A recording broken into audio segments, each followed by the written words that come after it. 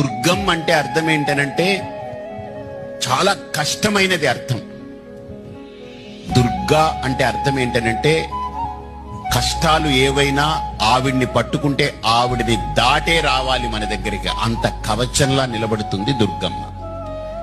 అందుకనే అమ్మలగన్నయమ్మ, ముగురమ్మల మూలపుటమ్మ, చాలా పెద్దమ్మ సురారులమ్మ, కడుపారెడి బుచ్చినియమ్మ మాయమ్మ దుర్గమ్మ అంటారు. అంటే ఎంత గొప్ప పదం వాడారు చూడండి. అదే మంత్రాన్ని దుర్గే స్మృత హరసి భీతి మశేష జంతోహో, దుర్గమ్మ అనుకుంటే ఆవిడ మన కష్టాలని ఇట్టే దూరం చేయగలిగేటువంటి శక్తి ఆవిడ దగ్గర ఉంది. దుర్గం అంటే అర్థం ఏంటనంటే చాలా కష్టమైనది అర్థం.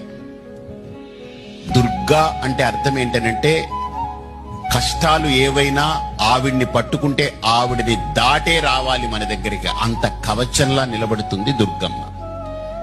అందుకనే అమ్మలగన్నయమ్మ, ముగురమ్మల మూల